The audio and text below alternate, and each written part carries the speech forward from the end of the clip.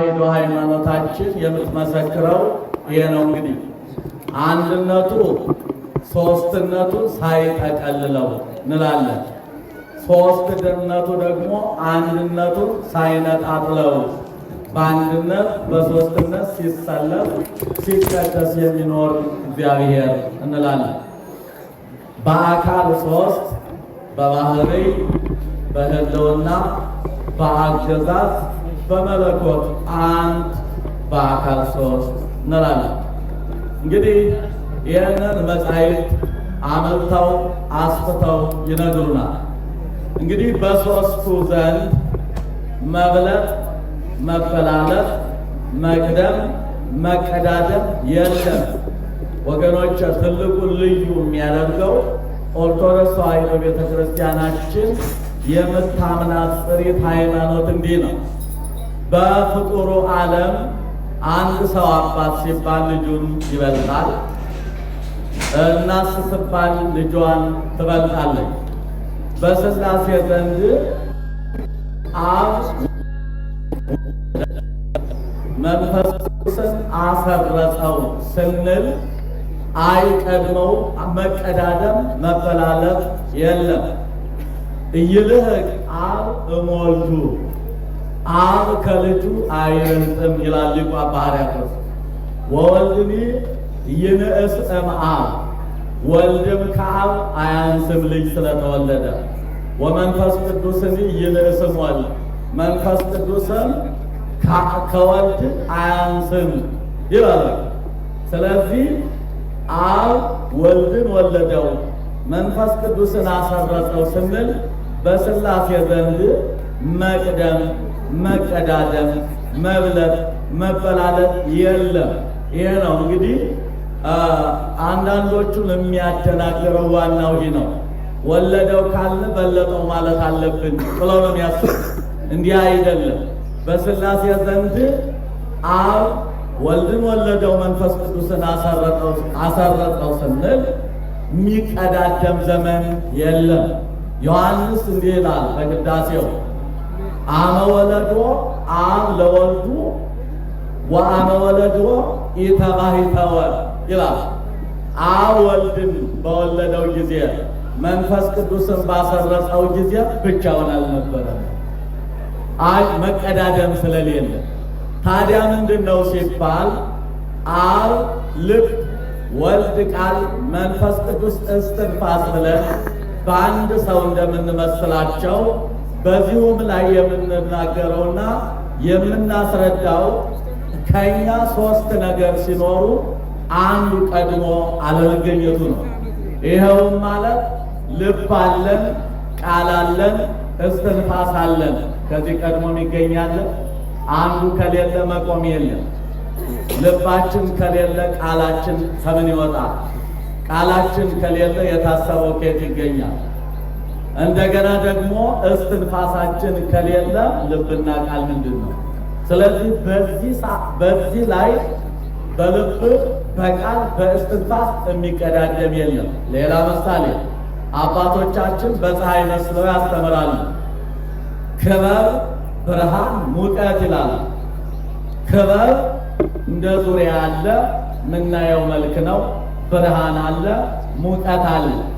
ክበቡን ባየን ቁጥር ብርሃኑንም ሙቀቱንም አንድ ላይ እናያለን እንጂ አንዱ ቀድሞ በልጦ ቆይቶ እንደማይመጣ አብ ወልድን ወለደው መንፈስ ቅዱስን አሰረጸው ስላልን ቃልና እስትንፋስ ከልብ መገኘታቸውን እንጂ በሥላሴ ዘንድ መቅደም፣ መቀዳደም፣ መብለጥ፣ መበላለጥ የለም። ይሄ ነው እንግዲህ ከዚህ የተነሳ እንግዲህ መጻሕፍት ስለ አንድነትና ስለ ሶስትነት አመልተውና አስፍተው ይናገራሉ። እንዲሁ በመጀመሪያ እንግዲህ በኦሪት ዘፍጥረት ስለ አንድነትና ስለ ሶስትነት ቅድም ስነግራችሁ ምንድን ነው ያልኳችሁ? አንድነቱ ሶስትነቱን አይጠቀልለውም ብያለሁ። ሶስትነቱ ደግሞ አንድነቱን አይነጣጥለውም ወይም አይነጥለውም ብያለሁ። ስለዚህ መጽሐፍ ምን ይላል መሰላችሁ? ለመጀመሪያ ቁጥር 26 ላይ ወይቤ እግዚአብሔር ይላል። እስቲ በሉ ምዕመናን እግዚአብሔር እንዲህ አለ በሉ እስቲ። እዚህ ቀደም አስተምሬ ያውቃል። እግዚአብሔር እንዲህ አለ ሲል የአንድ ሰው ቃል ነው ወይስ የብዙ ሰው ቃል? እግዚአብሔር አለ ያለው የአንድ ነው የብዙ? የአንድ ነው አለ። እግዚአብሔርም አለ ይልና በኦሪት ዘፍጥረት ምዕራፍ 1 ቁጥር 26 ላይ እግዚአብሔርም አለ ብሎ አንድነቱን ነገረን። ንግበር ሰብአ በአርአያነ ወበአምሳሊነ፣ በአርአያችን እንደ ምሳሌያችን ሰውን እንፍጠር ሲልስ የስንት ቃል ነው? የስንት ነው? የብዙ። አያችሁ፣ በብሉይ በአዲስ ምስጢረ ሥላሴ አንድነትና ሶስትነት አለ የምንል ከዚህ ተነስተን ነው። መጽሐፍ ያልተናገረውን ብሉይ አዲስ ያላመሰጠረውን እች ቤተ ክርስቲያን የማትናገር መሆኗል። ስለዚህ ወይቤ አለና አንድነቱን ነገረን ማለት ነው። ንግበር ሰብአ በአርአያችን ሰውን እንፍጠር ደግሞ እኛ የሚል ቃል ተገኘ ማለት ነው። ስለዚህ አንድነትና ሶስትነትን በብሉይ ኪዳን አገኘን ማለት ነው። ቀጥሎ እንዲህ ይላል፣ ወደኛ ቅዱስ ጋብቻ ይመጣል። ይገርማችኋል፣ ደስ የሚል ቃል። የኛ ጋብቻችን ከአዳምና ከሔዋን ጀምሮ እስከ ዕለተ ምጽአት የማይቋረጠው ቃል እንዲህ ይላል። በኦሪት ዘፍጥረት ምዕራፍ 2 ቁጥር 21 ስታዩ ደግሞ ወይቤ እግዚአብሔር ይላል። እግዚአብሔርም አለ አለና አንድነቱ ለአንድ ነው። በአንድነት በሶስትነት ሲሰለስ ሲቀደስ ይኖራል ያልነው እኮ ነው መጽሐፉ የሚነግረን ማለት ነው። እግዚአብሔርም አለ አለና አንድነቱን ከነገረን በኋላ ንግበር ሎቱ ቢጸ ዘይረድኦ ዘትረድኦ ብሎ አጥንቶ አይገባውምና ንግበር ሎቱ ቢጸ ዘትረድኦ የምትረዳው በችግሩ በተለያየ ሁኔታ የምታጽናናው ጓደኛ ሔዋንን እንፍጠርለት በማለት ሶስትነቱን ነገር ታውቃለህ። ሌላው እንዲሁ በኦሪት ዘፍጥረት ምዕራፍ 11 ቁጥር 1 ጀምሮ ስናይ ደግሞ በዛሬው ዕለት የተደረገ ያው ድርጊቱን የምንተርከው ጥር 7 ላይ ነው፣ ግን ይያያዛል ከዚህ ጋር። ስለዚህ ሥላሴ እንዲህ አሉ። መጀመሪያ እግዚአብሔር ብሎ እንዲህ ይላል፣ ወይቤ እግዚአብሔር አለ። እግዚአብሔርም አለ አለና አንድነቱን ከነገረን በኋላ አሁን ደግሞ ስለ ሶስትነቱ አብስቶ ይነግረናል። ኑ ንረድ ወንክዓኡ ነገሮሙ ለከለዳውያን ይላል።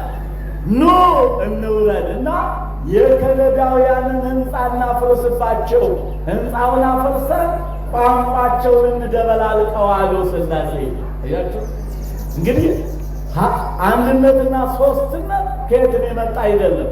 ዛሬ ቤተ ክርስቲያናችን በአንድነቱ በሶስትነቱ ሲሰለስ ሲቀደስ የሚኖር ያለ ኮርታ የምትናገረው ቃል ይህ ነው። ከምን አገኘችው ሲባል ከብሉይ ከአዲስ ነው። ስለዚህ ኑ እንውረድ ሲል ሶስትነቱን ነገረ። መጀመሪያ ምን አለ? ወይቤ እግዚአብሔርም አለ ብሎ አንድነቱን ከነገረን በኋላ ንዑ ንረድ ወንክዓኡ ነገሮሙ ለከለዳውያን። እነዚህ የከለዳ ሰዎች አብርሃም ከተገኘበት ከተወለደበት የመጡትንን ሰዎች ኑ ቋንቋቸውን እንደበላልቅባቸው። እስካሁን ድረስ በአንድ ቋንቋ ስለተገናኙ ስለተግባቡ ነውና እኛን እስከ መፈታተን የደረሱ አሉ ሥላሴ ማለት። ይህ ታሪክ ምዕመናን የከለዳ ሰዎች ያው እንግዲህ የኖህ ልጆች 3 እንደሆኑ ይታወቃል። ከሞት የተረፉት ማለት ነው። እንግዲህ ዓለም በኃጢአት ምክንያት ተደምስሳለች ወይም ጠፍታለች አለ። አንድ ሰው ብቻ ከነ8 ቤተሰቡ ቀርቷል። እሱም እንደምታውቁት ኖህ ነው። የእሱ ልጆች ያፌት፣ ካም ለእነዚህ ዓለምን እንደገና አካፈላቸው። እግዚአብሔር ዓለሙ ከጠፋ በኋላ የዓለሙ ጥፋት የሚያሳዝነው አምላክ እግዚአብሔር አስቀድሞም ቢሆን ይህንን ዓለም የፈጠረው ክብሩ በባህሪው ብቻ እንደቀረ አውቆ ነው የሚለው። ምን ማለት ነው መሰላችሁ? እግዚአብሔር ዓለምን ለምን ፈጠረው ብሎ ስነ ፍጥረት ይጠይቃል፣ ሊቃውንቱ ይጠይቃል፣ ተመራማሪዎቹ በመንፈስ ቅዱስ የተዋቡት አባቶች ይናገራሉ። እግዚአብሔር ይህንን ዓለም ለምን ፈጠረው? ምን ይጠቀምበታል ወይም ምን ያገኝበታል ብለው ይጠይቃሉ። ባህሪው ክብሩ በባህሪው ብቻ እንደቀራው እኮ ፈጠረው። አያችሁ፣ ክብሩን ራሱ ብቻ ነው የሚያውቀው እንጂ ክብሩን ፍጥረት ስላላወቀለት፣ ስለዚህ ክብሩ በባህሪው ብቻ እንዳይቀር አዋቂዎች ፍጡራንነት አዘጋጅቶ ስሙን እንዲያስቀድስ ክብሩ እንዲወርሱ ሰዎችን ፈጠረ እንጂ እግዚአብሔር ከዚህ ዓለም ምንም የሚጠቀምበት ነገር ኖሮ ሰውን አልፈጠረም ይላልና አሁንም የተወሰነ ጊዜ ቢሰብካቸው ቢያስተምራቸው ምንም እንኳን ኦሪት ባትሰራ መጻሕፍት ባይጻፉ በሕገ ልቡና ለእነ አብርሃም ለእነ ኖህ ያስተምር ነበረ። ስለዚህ እነ ኖህን የመሰሉ ቢጠቀሙበትም ሌላው ዓለም አልተጠቀመበትም ነበረና ዓለሙን ተቆጥቶ ደመሰሰው ይላል። ደመሰሰው፣ ከገጸ ምድር አጠፋው። ሕጉን የጠበቀው ኖህ ብቻ ቀረ። ከዛ በኋላ ውጣ እባክህ እንደገና ብዙና ተባዙልኝ ያለ እግዚአብሔር፣ የጠፋውን መፈለግ የሚወደው አምላክ። በዚህ ሰዓት ጌታዬ ሆይ ፍጥረቱ አንተን ያሳዝንሃል፣ ባሳዘነ ቁጥር ደግሞ ትፈርዳለህ፣ መልሰህ የምታጠፋው የእኔ መውጣትና መባዛት ምን ይጠቅማል አለው። እሱ ግን ምን አለ? አይ በቃ እሰይም ቀስቴ በውስተ ደመና ከመዳግመ እያማስን አለ ምድርን መልሼ እንዳላጠፋት ቀስቴን በደመና ምልክት አሳያለሁ ብሎ እንደገና እንዲበዙና እንዲባዙ አድርጎ እኛ ተገንተናል። ክብር ምስጋና ለአምላካችን ይሁን። ከዚህ በኋላ ርስቱን ቀኝ ቀኙን ለያፌት ግራ ግራውን ለካም ይላል። ካም የእኛው ወገን ጥቁሩ ማለት ነው። ግራ ግራውን ለካም መሃል መሃሉን ለሴም ይላል። ቃል ኪዳን ያለባቸው ነቀራኒውን እኒህን ቦታዎች መካከሉን ለሴም ሰጥቶ ነበር። በከለዳ በኩል የነበሩ የካም ወገኖች ግን እግዚአብሔርን ተፈታተኑት ይላል። ምን ብለው? ቀድሞ በአባታችን በኖህ ዘመን ይህች ዓለም በንፍር ውሃ ወይም በሙቅና በቀዝቃዛ ውሃ የጠፋች ግንብ ባሰራ ነው አለ። ግንብ ባሰራ ነው። ግንብ ማዕተ እግዚአብሔርን ያስቀራል። መመን ግንብ ማዕተ እግዚአብሔርን የሚያስቀር ቢሆን አሜሪካ፣ አውሮፓ ያልተሰራ ግንብ የለም። እያገላበጠ ነው ይዞት የሄደ። ግን የእግዚአብሔርን ማዕት መቅሰፍት የሚመልሰው ራሱ እግዚአብሔር በቸርነቱ ካልሆነ ፍጡራን የገነቡት ግንብ አያስቀረው። ምክንያቱም ፍጡራኑ በላይ የሆነ ኃያሉ እግዚአብሔር ስለሆነ። ስለዚህ በዛ ዘመን ባጭሩ ምን ሆነ መሰላችሁ? የካም ቤተሰብ የሆነ ሁሉ በሙሉ ህንፃ ሰርተን ማዕት መቅሰፍት ሲመጣ በህንፃ ወይም በግንቡ ምክንያት እናስቀረዋለን ካሉ በኋላ ኖ በኩፋሌ 10 እንደተጻፈ ይኸው 43 ዘመን የፈጀ ግንብ ሰሩ። 43 ዘመን ለከብቱ ደከሙ። ከሐሳባቸውም እንዲህ ነበረ ይላል። አንደኛ መዓቱ በኖህ ዘመን የነበረው መዓት እንዳይመጣ ይገድብልናል አሉ። ሁለተኛ አሉ ይህን ህንፃ ከሰማዩ ያስጠጋ ነው እንደሆነ ገዥ ነኝ የሚለውን ጎትተን እናወርድበታለን። ገዥ ነኝ የሚለውን ጎትተን እናወርድበታለን አሉ። ጥበቡን እግዚአብሔር አልነሳቸውም ነበር። ዛሬም እኮ እግዚአብሔርን መኖሩንና አለመኖሩን ክደው ነገር ግን ጥበብ በእጃቸው ሲራመድ እናያለን።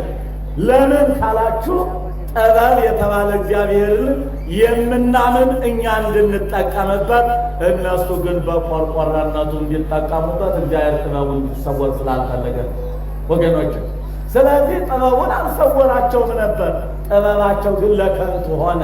ያውም አልፎ ተርፎ የማይፈተነውን እግዚአብሔር ለመፈተን ሞከሩ። አሁን 43 ዘመን በገነቡት ግንብ ላይ ወጥተው ሲቀልዱ ሰይጣን አጀሬችን ይወድ የለም። ምን አደረገ? እግዚአብሔርን መፈታተን ሲጀምሩ ምን አደረገ መሰላችሁ? እስቲ ጦራችሁን ወደ ላይ ወርውሩ አላቸው። ጦራቸውን ወደ ላይ ሲወረውሩ ሰይጣን ምን አደረገ? በምትሃት ቀይ ቀለም በምትሃቱ ቀይ ቀለምን ቀባና ይኸው አሁን ተወግቷል በጦራችሁ አለ። ተቀበሉን። መልሰው ጦራቸውን ላኩ። አሁንም ደም ቀብቶ ላከላቸው። አሁን ወልድ ተወጋላችሁ አላቸው። አሁንም ቀጥለው ጦራቸውን ላኩ። አሁን መንፈስ ቅዱስ ተወጋላችሁ፣ ደም መጣላችሁ። ደም የለም። ክርስቶስ ከሦስቱ አካላት አንዱ አካል ከድንግል ማርያም እንጂ ሥጋና ደምን ያገኘ ሩቅ መለኮት ይላል። ማለት ሥጋ ያለበሰ ያረቂቅ መለኮት ደም አልነበረውም፣ ሥጋም አልነበረውም። ስለዚህ ምትሃት ወይም ሐሰት ነበረ ማለት ነው። በዚህ አይነት ጉዞ ሲቀልዱ ሥላሴ ፍጡር በከንቱ ሲደክም ወይም በከንቱ የማያገኘውን ነገር ሲለፋ አይወዱምና ኑ እንረድ አሉ። ኑ እንረድ ወንክዓው ነገሮሙ ለከለዳውያን።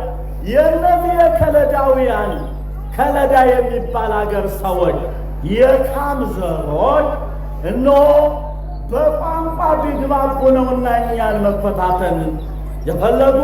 ስለዚህ አንድነታችንና ሦስትነታችን እናሳያቸው ብለው ሥላሴ ወይም እግዚአብሔር አለ። ለመጀመሪያ እግዚአብሔር እንዲህ አለ አንድነቱ። ቀጥሎ ኑ ንረድ ወንክዓው ነገሮሙ ለከለዳውያን።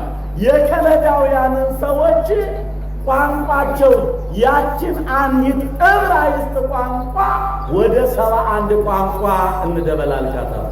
በዚህ ሰዓት 71 ቋንቋ ሲጨመር ስንት ሆነ? 72 ቋንቋ ሆነባቸው። ከዛ በኋላ ጭቃ አምጣ የተባለው ኩረት አምጣ የተባለው ጭቃ፣ ውሃ አምጣ የተባለው ድንጋይ አምጣ የተባለው ምስማር አምጣ የተባለው እንጨት። እንደዚህ እያደረጉ አቅማቸው ምንም ኢምንት ሲሆን ወረዱ። ያንንም ሥላሴ ታኅሳስ 7 ቀን በነፋስ አውሎ ጠቅለው ጣሉ። ከዛ በኋላ ግን ሥላሴ ወዳጃቸውን ሰውን ይህ ዓለም ራሱ መጥቶ ካላዳነው ሚያድነው ስለጠፋ ቀጥሎ ከሕገ ልቡና ሕገ ኦሪት መጣ፣ ተጻፈ መጽሐፍ። ምንም የሆነ ነገር የለም። ቀጥሎም ዘመነ ነገሥት መጣ፣ በዛም ምንም የተከናወነ ነገር የለም። ቀጥሎ ዘመነ ካህናት መጣ፣ የክርስቶስ መስቀል መጣ እንጂ ድህነት ተደረገ እንጂ እነሱ ግን አልተመለሱም። ስለዚህ ከሦስቱ አካላት አንዱ አካል ሰው መሆን ግድ ስለሆነ በዚሁ ዕለት ይላል በዚሁ ዕለት ሥላሴ ወደ አብርሃም ቤት እንደመጡ ወደ እኛም ይምጡልን፣ ይባርኳቸው፣ ይቀድሳቸው። ሥላሴ በዛሬው ዕለት ወደ አብርሃም ቤት መጡ ይላል። አብርሃም እንግዲህ እንግዳ ተቀባይ እንደሆነ ታውቁታላችሁ። ወደዚያ ዝርዝር አልገባም። እንግዳ የሚቀበል ሁሉን አብልቶ አጠጥቶ የሚኖር ሰው እንደነበረ ታውቃላችሁ። ይህን ሰይጣን ቀንቶበት በምድርም ተመችቶ አግኝቶ አብልቶ አጠጥቶ ኋላም ደግሞ በሰጠው ስጦታ መንግሥተ እግዚአብሔርን ሊወርሳት ነው ብሎ ሰይጣን የአብርሃምን እንግዳ ለማግኘት ሞከረ፣ ለማደናቀፍ ሞከረ። በምስራቅ በኩል ተቀምጦ ራሱን ገብሶ በድንጋይ ወዴት ትሄዳላችሁ እያለ አብርሃምን የሚያጸድቁትን ምዕመናን ነቢያንን ከለከላቸው። ወደ አብርሃም ነው ሲሉት ምን ይላቸዋል? የቀድሞ አብርሃም አይምሰላችሁ፣ ዛሬ እየደበደበ ራስ እየፈነከተ የሚሰድ ሽፍታ ሆኗል አላቸው። በምዕራብም ሲሄዱ ተመሳሳይ፣ በሰሜን ሲሄዱ ተመሳሳይ፣ እንዲሁም ደግሞ በምዕራብ ሲሄዱ ተመሳሳይ ሆነባቸው። በዚህ ሰዓት ነዳያኑ ቀሩ። አብርሃም ደግሞ ከቅድስቲቱ ባለቤቱ ከሳራ ጋር 3 ቀን ቆሞ ያደረ ነው ማለት ነው። እንግዳ አልቦ አልበላም ብሎ ምስክር አልቦ አልበላም ነው እኮ በቃ። ነዳያን ምስክሮች ስለሆኑ ባለጸጎች ነዳያንን ጠርተው ሲያበሉ በሰማይ ሊመሰክሩላቸው ነው። ሁለት አይነት ሕይወት ለማግኘት ነው። ስለዚህ ሥላሴ 3 ቀን ከታገሱ በኋላ ትዕግስቱን አይተው ዛሬ እንደ ዛሬ ያን ጊዜ ወደ ማን መጡ? ወደ አብርሃም ቤት 3 ሽማግሌዎች ሰዎች መሰሉና ኦሪት ዘፍጥረት ምዕራፍ 18 ቁጥር 1 ላይ ወይ ቁጥር 2 ላይ ደረሱ። መጥተው ከደጃፉ 3 እንግዶች መስለው ቁጭ አሉ። ወደ እኔና ወደ እናንተ ሥላሴ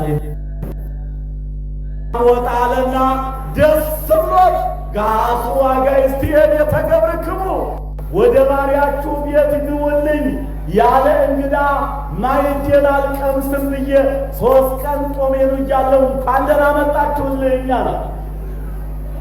ከዛ አዝነህ ካላስገባህን ደክሞናል፣ ሽማግሌዎች ነን አሉ ሥላሴ።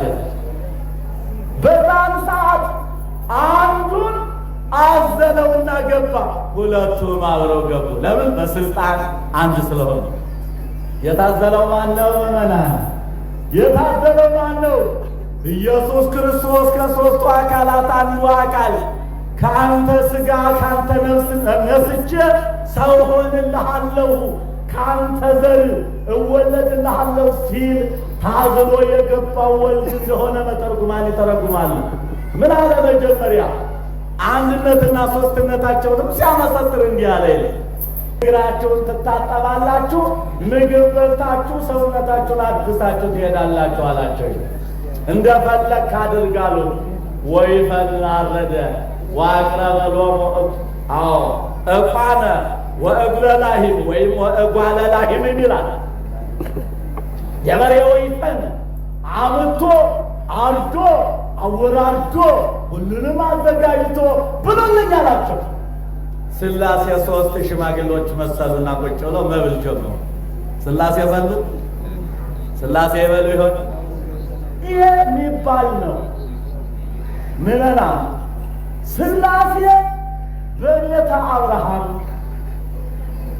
ሁለቱ መላእክት ሚካኤልና ገብርኤል በሎጥ ቤት፣ ሩፋኤል በጦቢት ቤት የበሉት አይመረም መስሎ መታየት ነው። አይመረመርም አለ። ከሦስቱ አካላት አንዱ አካል እሳ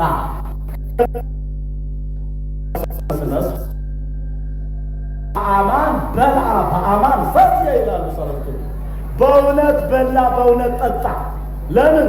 ርቦት በባህሪው ራብየት አለ። ለምን?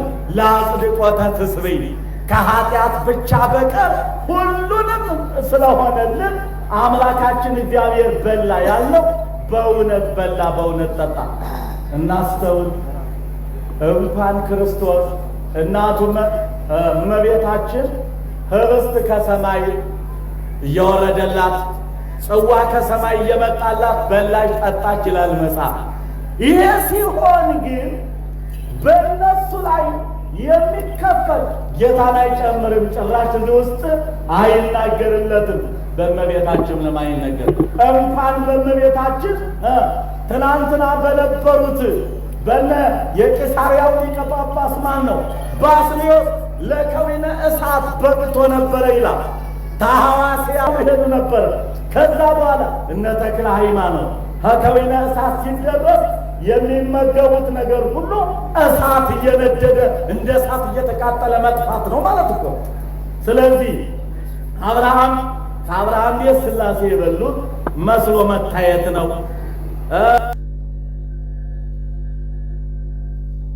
መስሎ መታየት ነው። ሩፋኤል በጦቢት ቤት ገብቶ ሲበላ መታየቱ መስሎ መታየት ነው። ከሦስቱ አካላት አንዱ አካል ግን አማናዊ ነው። ረሃው አሁን የክርስቶስ ተራበ ተጠማ ስንል በፈቃዱ ነው። እኛ ረሃበ እግዚእነሰ ኢኮነ ከመ ረሃበ ዚአነ፣ የጌታችን መራብ እንደኛ መራባት ለነሳለ በግብር ይመዋአነ፣ እኛን በግድ እንድንበላ እንድንጠጣ ያስገድደናል። ባህሪያችን የመራብ የመጠማት ነውና ባህሪ ወወጡሰ በፈቃዱ፣ እሱ ግን ለአጽድቆተ ትስብእት በፈቃዱ እንጂ በግድ አይደለም ይላል። ስለዚህ እንሆ በአብርሃም ቤት ዛሬ ሦስቱ ሥላሴ መጥተው እነሆ አግኝቼ እንደሆነ ባሪያህን አትለፈው ብሎ አንድነቱን አብርሃም ተናገረ። ቀጥሎ ውሃና ጣላት መጨረሻው ሚስቱ ሳራ ድንኳን ውስጥ ነበረች ይላል። ምን ነበረች? አሰች ድንኳን ውስጥ ነበረች። ምን አለ? 3 መስፈሪያ ዱቄት አምጥተሽ አንድ አድርገሽ ለውሽ። ስንት ነው? 3 መስፈሪያ ዱቄት ሊጦ ጉርዶ የወጣውን ስንዴ ዱቄት አምጥተሽ 3 መስፈሪያ አድርገሻል አንድ እንጎቻ አድርገሽ ለውሽ አለ። 3 ሥላሴ በባህሪ በስልጣን አንድ የሆኑ 3 ሥላሴ ዛሬ ከቤታችን ተገኝተዋል ብሎ ተረጎመ ማለት ነው። ከዚህ በኋላ ሥላሴ ለአብርሃም አመ ከመ ዮም ገባህ ቤከ ከ2000 ዘመን በኋላ ከዘር ከልጅ ከይስሐቅ ልጅ ትወልዳለህ። መካኖች ነበሩ። ከአንተ ዘር እንሆ እኔ ሰው ሆንልሃለሁ። ወይትባረኩ አሕዛብ በይስሐቅ በኩል ከይስሐቅ በሚወለደው በኢየሱስ ክርስቶስ አሕዛብ እንደሚባረኩ እነሆ ቃል ኪዳኑን ሰጥቶ ወደ ሰማይ ዛሬ ሥላሴ አብርሃምን ባርከው ያረጉበት ነው። ይባርካችሁ ይቀድሳችሁ። ሥላሴ ከእኛ ጋር የሆኑ ጊዜን እንዳልፈጅ የዛሬው አጭር ታሪክ ይህን ይመስላል።